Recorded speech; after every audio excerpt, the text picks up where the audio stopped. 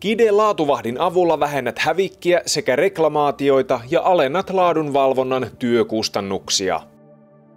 Tämä Kide on itse oppiva, varsin älykäs, pienikokoinen järjestelmä rainamuotoisten tavaroiden ja myöskin levymateriaalin tarkastamiseen.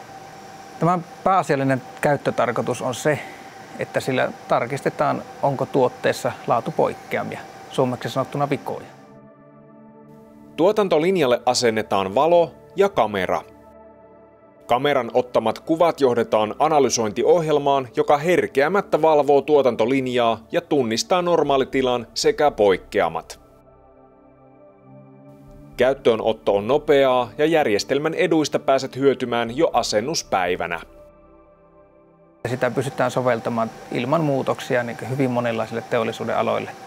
Meillä on asennuksia rakennuslevymateriaalien tarkastuksesta ihan läpinäkyvän muovin tarkastukseen ja ohjelmisto on täsmälleen sama kaikissa.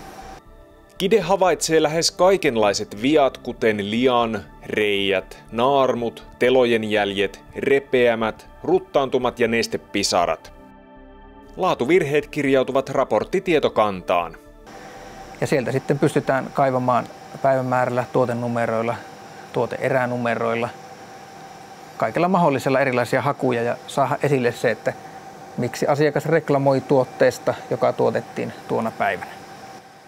Jos vaikkapa muovilinjalla suuttimet on vasemmassa laajassa jatkuvasti tukossa, niin sen näkee raportista. Kide-laatuvahdin havaintojen perusteella operaattori voi säätää tuotantoprosessia ja estää hävikin ja virheiden syntyä. Kausittaisten vaihteluiden lisäksi Kide-laatuvahdin avulla voidaan puuttua työvuorojen välillä tapahtuvaan vaihteluun. Voit ottaa Kide-laatuvahdin palvelukseesi joustavasti vuokraamalla, leasing-sopimuksella tai investoimalla. Lisätietoa osoitteessa www.intopi.com/kide.